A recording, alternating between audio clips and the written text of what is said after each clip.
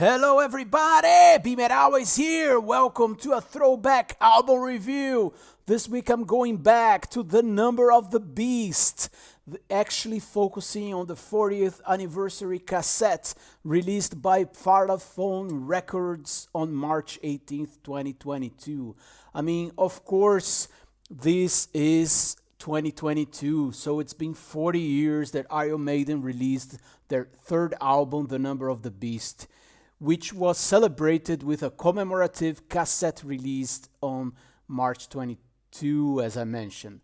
This seminal recording, first released in the UK in the 22nd of March of 1982, was the first one to feature Bruce Dickinson as a vocalist of the band, and the last one with drummer Clive Burr.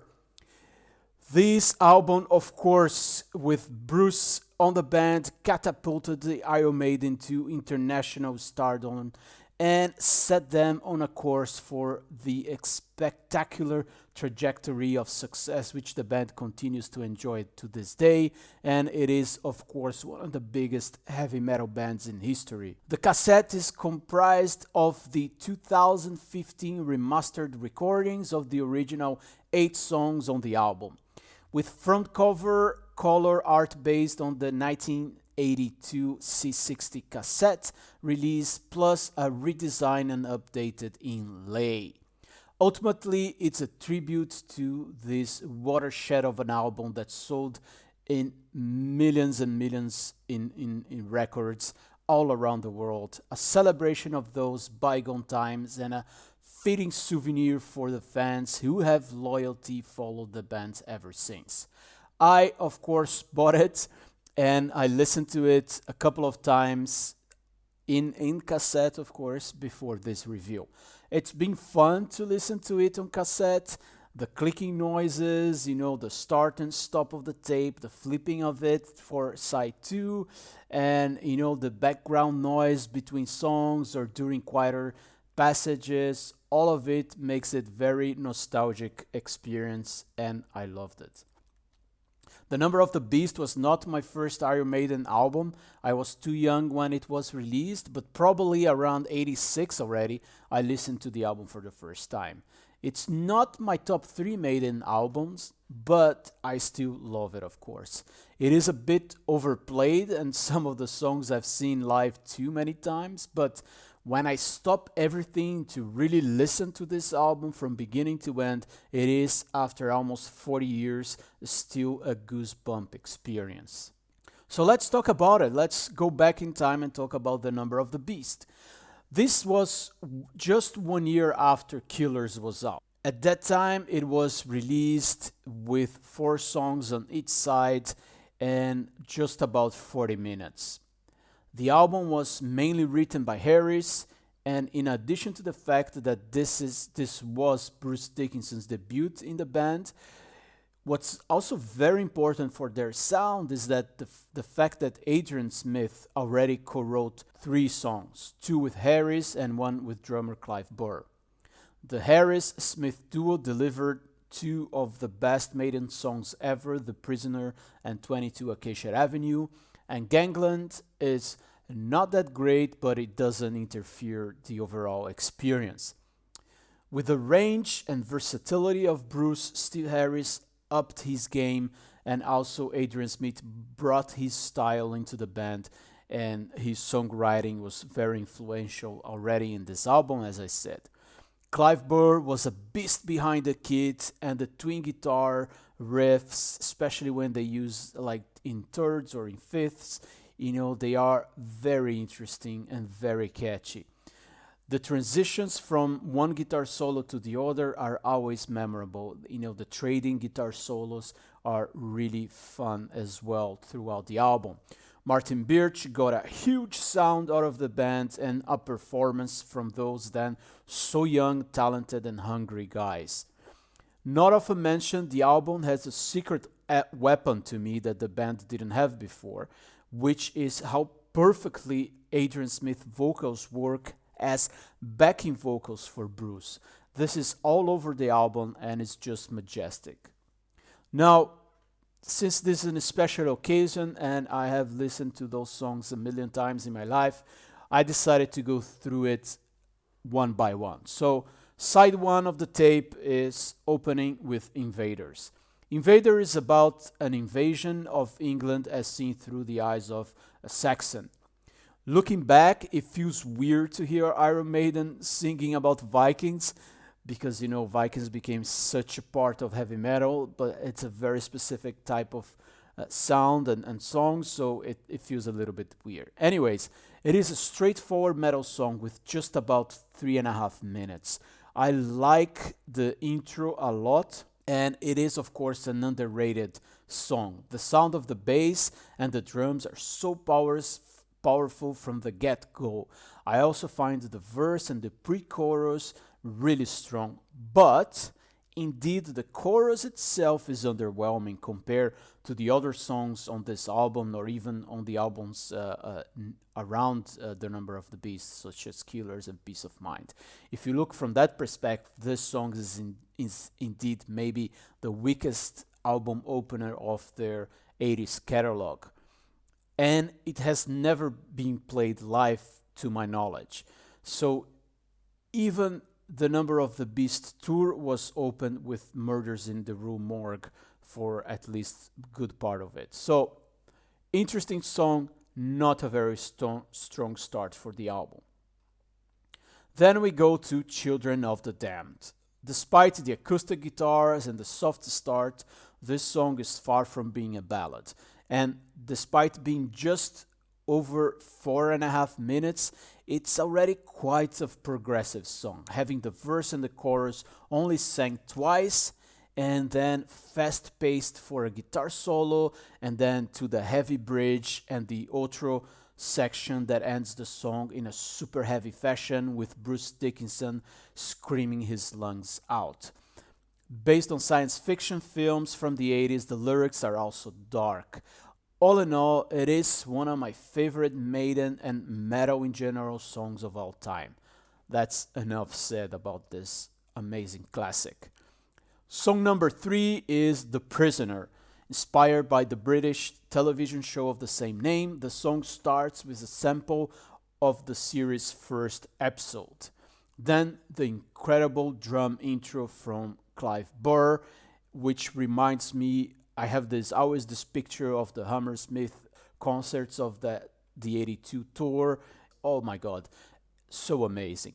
The verses are great and the chorus is just perfection. How awesome it is that the first time around only half of the chorus is sung, which builds the suspense and the expectation for the second time around when the chorus is fully sang.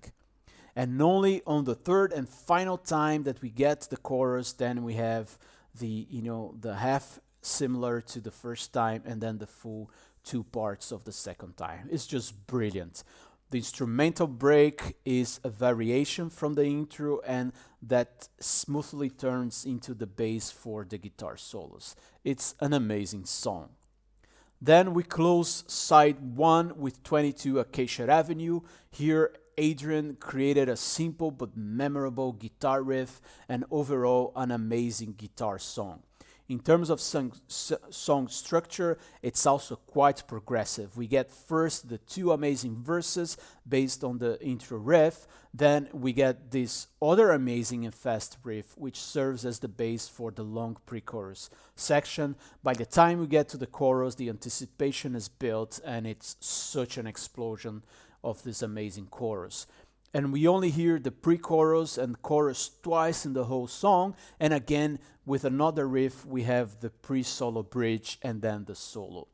A long one that goes from a calm to heaviness. This transition and the solo really is hitting to what we would get even more in the 1986 Somewhere in Time album. We get the pre-chorus again, but no more choruses, which actually lead us to another guitar solo that is even more interesting due to the bass below it and for a moment on the foreground. Again, this is another of my all-time favorite Maiden songs. And then, of course, we go to side 2, we flip the tape, and obviously one of the most iconic songs in metal starts. From the narration into the verse emphasizing Bruce's vocal to the memorable riff with the flunger effect and the immortalized scream at the end of it. This song is just a classic. Although I don't have to listen to it very often anymore, due to a million times that we have heard the song, but when the drums come in full and we get to the heavy verses, it's just so pure energy. The very fortunate writing choice from Steve to have the chorus sang half the same way and half different, it's just brilliant. And even more interesting that only the third and final time that the chorus is sang, that 666 is sang twice in both sentences. It's just small things, but those variations are so amazing and make the song so brilliant. And then we have the at the end we go back to the intro verse and close the song in full circle. It's just amazing. Moreover, the instrumental break is one of their best ever. 2 guitar solos with that awesome breakdown in between, and then a bass solo to close it. And the song is not even 5 minutes long, and they accomplished so much in those 5 minutes. Of course, a immortalized classic of heavy metal. Run to the Hills, second song on the second side. This was actually their first single out of this album, released on the 12th of February 1982. It was already a phenomenal hit and a visit card to the world of what Bruce was capable of. One of the most iconic drum intros in metal and a chorus that can shake arenas. Then we have the third song, Gangland. This was the only song ever credited to Clive Burr on the band, and in this case together with Adrian Smith. Gangland doesn't get much credit. Steve and Bruce themselves have both declared that including the song instead of Total Eclipse was a mistake, and it has never been played live, to my knowledge. It became a deep cut in their discography, and while not a fantastic song, it has his moments. For example, I love the bridge. So let's go to the last song on the album, Hallowed Be Thy Name. The album closes with a song that I consider to be a perfect metal song.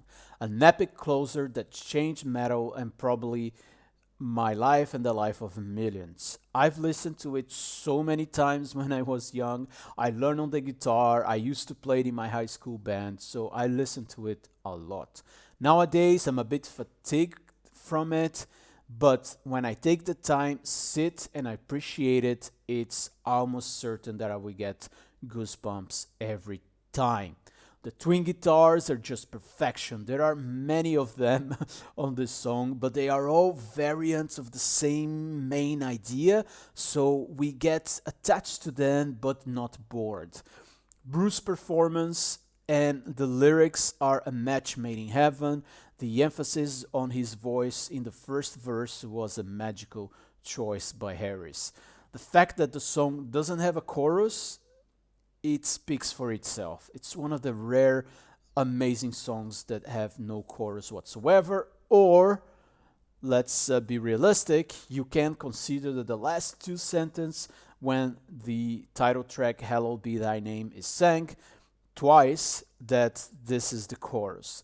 Then if you take that scenario, then we basically have 6 minutes of build up to sing one of the most amazing melodies ever written for a metal song.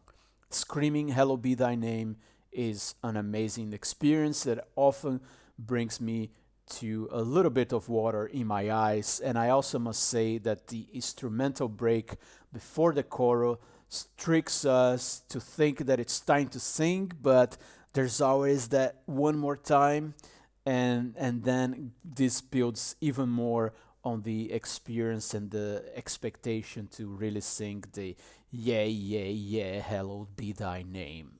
Amazing song, obviously. Now, if I'm being picky with this album, the only problems with it is the album opener, as discussed, not being that strong, comparatively speaking at least. and also having chosen Gangland instead of Total Eclipse. Nowadays, the final concern here is fatigue. That's because 3 of the 8 songs are played in pretty much every single concert. So let's wrap up my opinion here. The amazing thing about Harris' music writing here is that he is able to create repetition, which is key for song likability, but he makes subtle or sometimes very explicit changes to avoid that it becomes boring or repetitive. This balance is perfectly achieved in this album. Their ability to be inventive and progressive and yet heavy and condensed is exceptional. They were so young back then. It's unbelievable they were able to produce such an amazing album. Listening to their discography in after the return of the Bruce, we know that this progressiveness with being compact is not there anymore, right? Moreover, we can also talk hours about the album cover, which is beautiful and very innovative for its time. In 1982, nobody was writing music like this. There is, of course, UFO, Deep Purple, Judas Priest, and Black Sabbath influences, but this was so new and fresh. All in all, The Number of the Beast is perfection, one of the best albums of all times. All songs are masterpieces, and Children of the Dam, one of my favorite songs of all times. The arrival of Bruce and his amazing vocal range and technique gave Harris the freedom he wanted to combine heaviness and power and melody and progressiveness. The guitar duo Murray Smith was like a perfect marriage, and by now the riffs, solos, and twin guitars rose to new levels. I mean, how perfect is the solo sequence of the title track, as I discussed before. Like their debut, the number closes with a 7-minute track epic Hallowed Be Thy Name that I talked about, and is one of the best album closers of all times. The Number of the Beast became a template to thousands of bands, and 40 years later brings tears to my eyes and goosebumps every time I listen to it, and now in Cassette brought a further touch of nostalgia. So thanks for being here, for listening, and BeMetalways!